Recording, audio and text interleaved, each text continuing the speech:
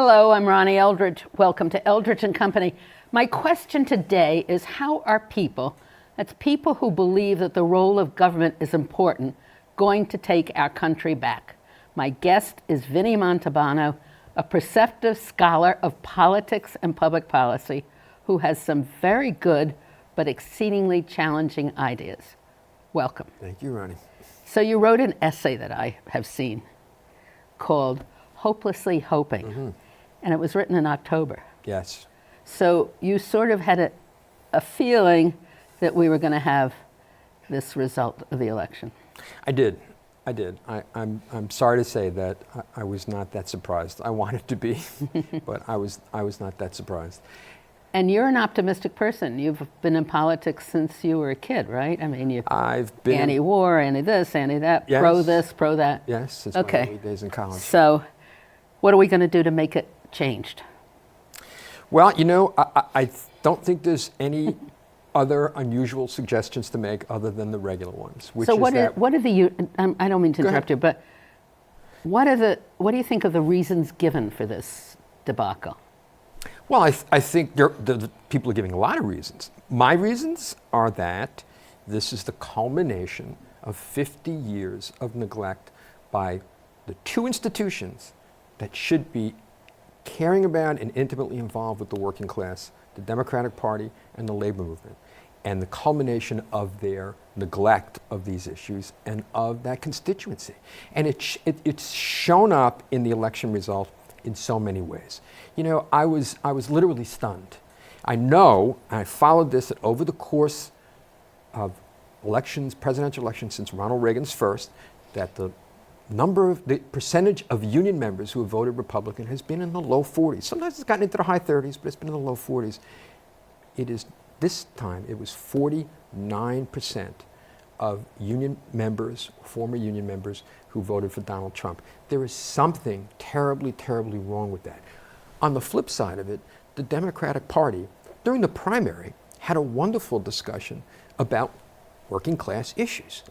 In the general election, we did not, once again, and I don't understand why. It wasn't even uttered. In fact, I was fascinated in reading a Times article a few days ago where the working class, the words weren't even used. They were referred to as people of modest means.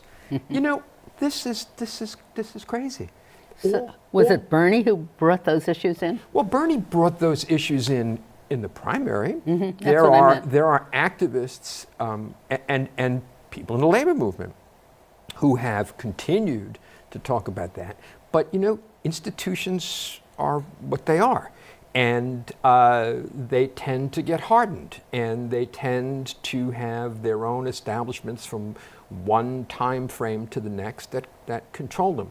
And the problem is not that the philosophy of the Democratic Party is not pro-worker or working class, or middle class. It's not that the labor movement and its leadership is not concerned about the issues for workers and the working class. It's that they have atrophied a lot in terms of how they message that, how they deliver that, how they define that, how they get people involved. What's the union membership? That has declined steadily. It has declined steadily, and that's one problem. The other problem, which is an equally big, if not bigger problem, is what I call internal organizing. That is the literally day by day effort of union leadership to keep members informed and engaged so that they know why they are a member of the union and what the union does for them. And here's where the proof of that not happening has a result. You know, long before this election, in Wisconsin, in Michigan, in Indiana, big labor union states, there was so-called right-to-work legislation passed, or if it wasn't legislation, it was done by executive order. In these Republican state legislatures. Yes, but in what formerly were Democratic administrations and legislatures, and sometimes the legislatures were split. But the issue is that once that was passed, we saw an exodus of union members from the union because they were allowed now not to pay a certain part of their dues. that says something. Yeah. That says something. And I know that the union leadership knows about it because I've worked with them for years. But it's just has not yet become, I guess, in their minds, a critical enough issue. And their engagement in politics is as much a distraction as it is an essential. And I say that because if your members are your power and your power base. If you don't have control of them, you can be as involved as much as you'd like in the outside political world. You're never going to have more money than the rich people. You're never going to have more power than the establishment. That power is your members. And if you don't get that together, it doesn't work over here. But, I mean, it runs parallel to everything. The income disparity, Yes. the control of Wall Street, Yes. the establishment of the government, Yes. the division between the two parties almost. But, I remember many years ago when I could name all these union leaders nationally. I can't do that anymore. Yeah. I remember how thrilled I was. And it was the Kennedy funeral train, Bobby Kennedy. I rode to Washington with Walter Reuther. Yes. He was a The childhood. UAW president. Yeah, he was a childhood hero. Yes. We don't have that anymore. Well, we don't likely, outside of the labor movement. People inside the labor movement know most of the leadership, but outside, you're probably right about that. And I think that is another indicator of how, when an institution the size of the labor movement defines itself in terms of yet another institution, which would be politics, government involvement, the party, then you lose a bit of your identity and you lose a bit of your power. But why have unions diminished so in size? I mean, part of it, I guess, is the way employers have acted. Yes, that's They fight union yes. attempts Yes. to organize. The question is why do they? Or why does even that if they were organized, Right. I don't know, I can't explain why, if a union was strong, the UAW has to still be strong, doesn't it? not like they used to be. Not like they used to be. There's really, I would have to say there's no union that has the power that the auto workers, the steel workers, the Teamsters used to have. But let me just, without getting into the weeds, answer your question, okay? That's external organizing, and that's important. That's how you gain members.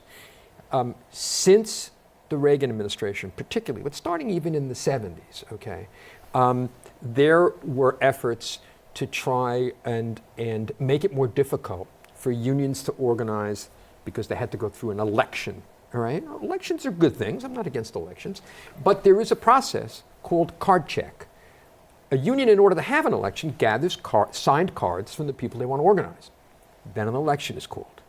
There is a process, and some states have it, by which if you have more than a majority of the cards, you now are entitled to represent those people who said, I want you in the union.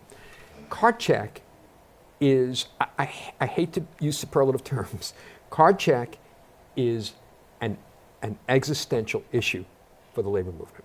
And here's the thing that makes me angry, furious actually, is that in 2009, after Obama was elected, the era of good feeling, the Senate had 60 votes, which, that's because of the filibuster.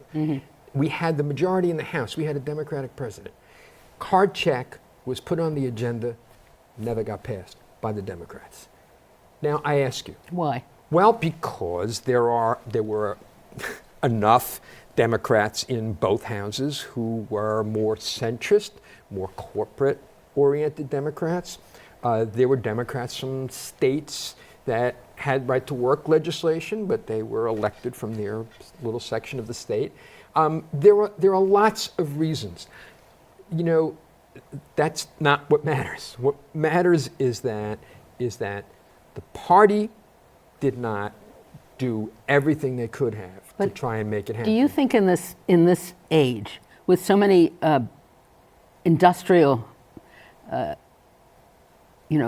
corporations no longer existing, I guess, Right. manufacturing so down, Right. is it possible to ever have, enough strong unions? Sure it is. Because Yes, that was the original base of the labor movement. But now there's a service industry, a massive service industry. You're right. And actually some of the strongest strongest unions in The labor movement. SEIU. That's right. Right. That represent service And workers, locally- healthcare workers, Right. people like that. Well, they're very strong, and I would be They very are. surprised if people from the local,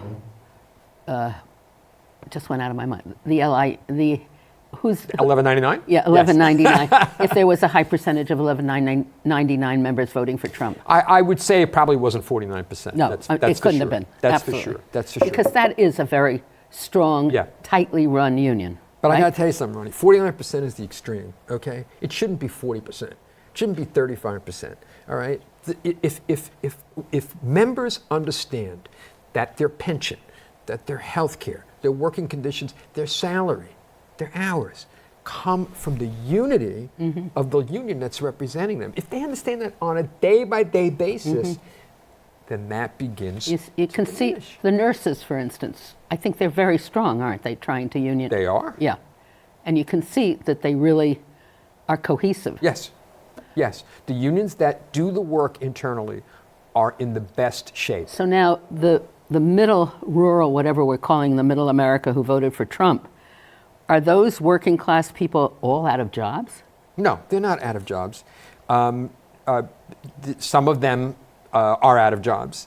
Many of them are in jobs which did not pay anywhere near what they used to make when there was industry out there. So they're not in a place where they can even have a union. Well, no. They're in places where they could have a union, but because of the history of the last 40 years, those industries have disappeared and those unions have. There used to be so much loyalty to a union family. Yes, there was. Once a union member, always a union Yeah. member, right? Well, but you know, songs, theater. yes, and everything. And there's something else to be said about this. You know, we're having this other very, very difficult debate about what it means to be a multicultural, multi-ethnic society, and the labor movement is one of the few places where the glue has nothing to do with ethnic or cultural identity, or primarily, I should say. It has to do with being in solidarity as workers in an economic system. And no less a light, conservative light, than George Shultz. Remember George Shultz, who was Secretary of State under Ronald Reagan?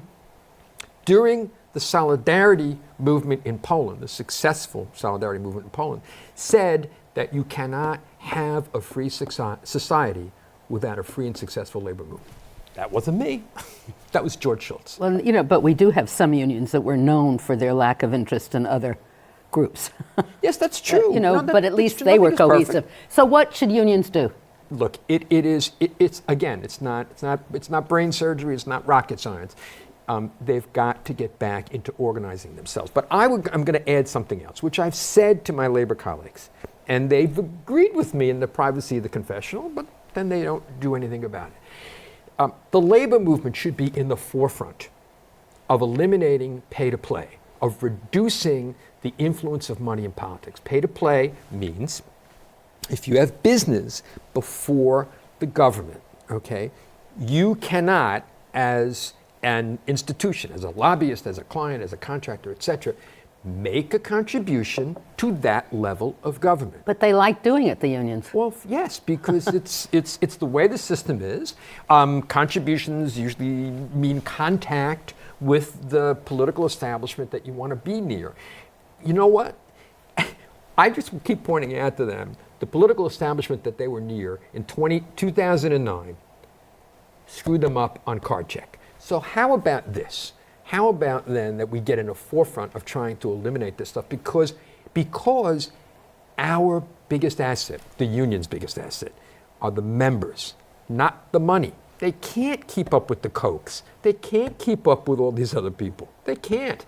And that just puts them in a position of not being able to criticize, and I mean that in a positive way, the political establishment, meaning the Democratic Party, that says they're for them, but has all these other interests that they have to serve as well. So you have a very sensible, common sense thing. It isn't necessary campaign finance. It's just a simple law Yes.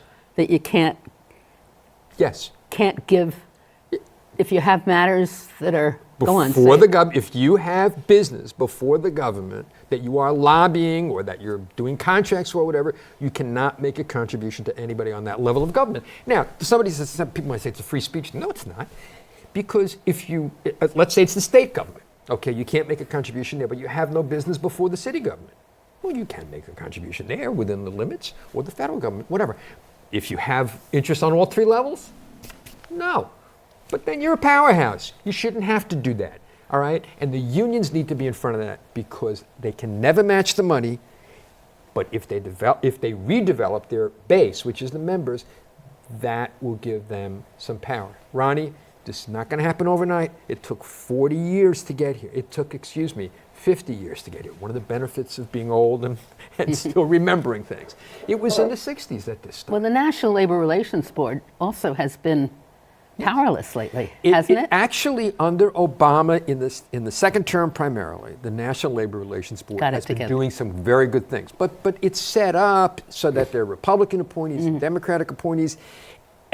And again, the National Labor Relations Board can only enforce the laws that exists. All right? If card check was there, then that would be a different question. It's not.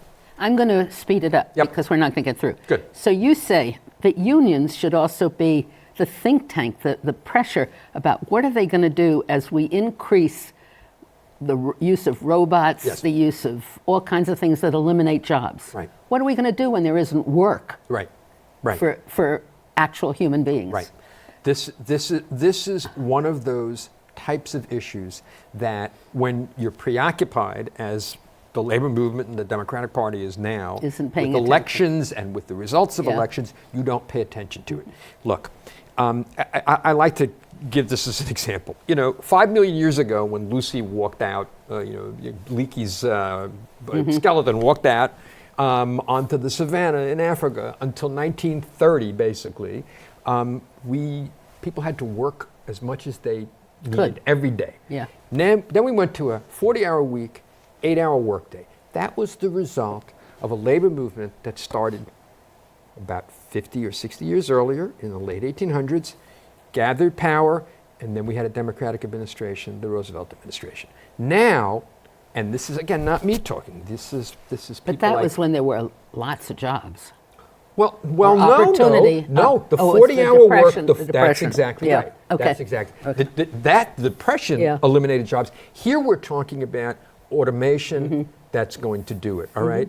And again, this is not. I mean, I've thought of this, but at least it's been written about and confirmed by academics like Jeffrey Sachs from Columbia, like Larry Summers of all people, and they've said we are going to have to again deal with the workday work week. We're going to have work sharing. We're going to have a guaranteed income so that when people aren't working that part of the time, they have the money to do things in leisure. Poor George McGovern, right?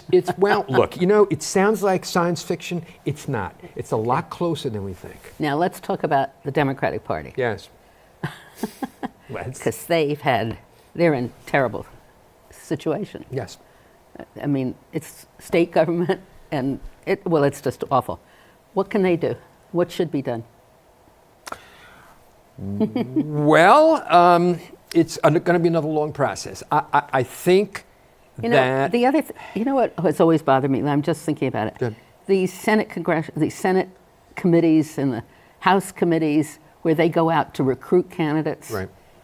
There isn't a strong enough party in the areas to develop their own candidates. That's right. We don't have.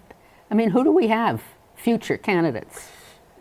I don't know, and I don't know, and I think that the parties on the national level and the state level have atrophied. Again, there's been a process over the years of elected leadership, legislative leadership, primarily executive leadership, kind of taking over the parties. That's happened in New York State as well. My belief is that no one who's the head of a party should hold a public office. So when Howard Dean, who is now that was the basis of reformers. When the West Side reformers started, you couldn't hold a party or public office, and Go That's on. exactly right. And because you can't just serve can't do two it. masters, as we say, okay? And if you're going to be in politics and you're accepting money, then you're not going to be directing the party as such. So we are going to have to start by getting leadership that is not an elected official. It could be Howard Dean. It could be somebody else, but he did a good job. He did a good job. Howard Dean is the one who wanted to do this, He to did it. develop state organizations. And he did develop state organizations in his tenure there from 2004 to 2008. But it's a matter of organizing there as well. They're going to have to get themselves together. We are so behind the eight ball in terms of the control of state legislatures and state governments that it will take years to get back. But you know what? We just got to bite the bullet and do it. I think there was a lower court decision that may have a ray of hope that just came down, Yes. right, about Yes. reapportionment. It was Yes. really great. Yes. Let me just say something, because I'm thinking about this as we go along. You want to cut off contributions to politicians. From The people who union should do stop. business. Let's not pay them. And by paying them, we give them, and not having strong local party organizations. The whole thrust of a campaign is raise money, do commercials, Right. right? Right. And one of the problems is that average people, like you and me, can't find a role within the campaign, and then you don't have the spirit that you used to have, so you don't have the rich parties you used to have. You hit the nail right on the head. The Money. pay-to-play system has basically distracted the elected official from dealing with the community that they serve. If you have to raise money in $5 and $10 and $20 and $50 from your community, you are going to pay attention to them. If you can raise it in $2,500, $5,000 from people who lobby you, you're not going to pay attention to them, all right? And in fact, it's been proven time and again. Bernie is just the most recent one. It started way back with Bill Bradley in 2000. You and I worked in that campaign together, where he raised money in small denominations, and the culmination was Bernie this year. It can be done. It can be done. And that's how you strengthen your democratic institutions. That's how you do it. I mean, I'm amazed. I mean, I don't want to, well, I don't. How Chuck Schumer, who now has this very important role of being minority leader, and I guess he hopes eventually majority leader in the Senate, how, when the discussion is first starting, can publicly endorse somebody to be chair of the party? What does that make me feel as a Democrat, somebody interested in the future of that party? It's certainly not inclusive. Well, that's what we're talking about. You know, establishment is an establishment from one year to the next, and then it changes, and it's still an establishment. So the folks who are there now, hopefully, will have gotten the message from this election, which is let's expand, not contract. Let's make sure our constituency, whoever they are, union members for unions, Democrats for Democratic Party, that they feel involved, feel engaged, and feel accepted. And that means, stay away from this. So we have to really identify those elected officials that really their ideas are compatible with ours, and give them extra strong support. Well, yes, I think we should always do that, and we should always. It's not to the leadership; it's to the individual. Well, look, we have leadership. Leadership needs to listen. You know, I always wanted I always wanted people to pay attention to eliminating the role of speaker. Well, I'm not sure. That's another way of controlling politicians, elected officials, and not of involving voters. Yeah, I'm not. That's a pretty substantive discussion that I'm not. I know. All right. I'm not ready and no, nobody would ever discuss it with me either. I think there needs leadership is not having leaders is not the problem. How the leaders behave, whether they are open or closed in But their you leadership, also have that's the way it works. You have to have an active electorate. So it's also not only active citizens or members of a party, but it's active representatives of ours that aren't necessarily going to follow the leader. But does that then lead to mayhem, like the extreme right-wing Republicans? Well, I don't know. It's a very complicated. Yeah, well, that's what the members have to assert themselves as in any membership organization. But the the main thing is that people do become active, that they do work at representing the constituency, whether it's the elected voters or whether it's the members of their particular house. And that's the only way that you're going to keep your eye on the ball. Should they take to Twitter and stuff the way? Well, I'm not on any social media, so you're asking the wrong person. But somehow people have to inform their elected officials of what they think.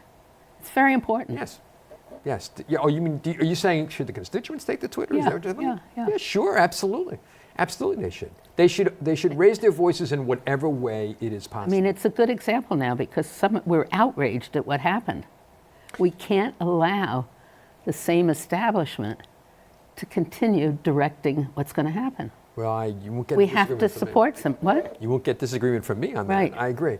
But the way to do that is to have people come forward and talk about changing some of the processes and some of the systems so that the institutions are more receptive Responsive, and responsive to their membership. That and there are there are two major institutions that we can only hope will bring us near to getting back to the economic issues, and that's the Democratic Party and the labor movement. It's a very big task, isn't it? It's a very big task because we've lost a lot of time on it. But you know something?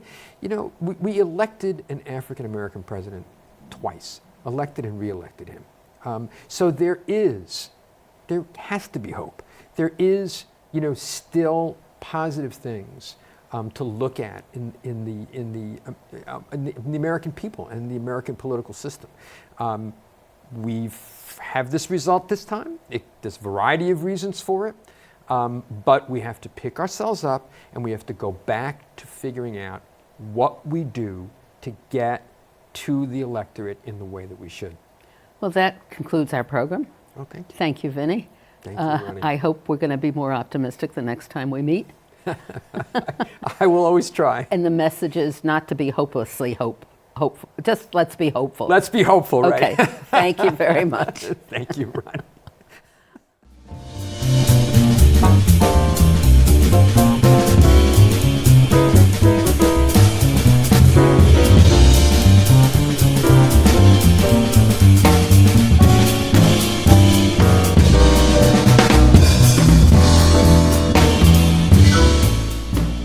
We at CUNY TV always like to hear from our viewers. So if you have any subjects you'd like to explore or people you'd like to hear, please let us know. Write to us at CUNY TV, 365 Fifth Avenue, New York, New York, 10016, or go to our website, cuny.tv, and click on Contact Us. We look forward to hearing from you.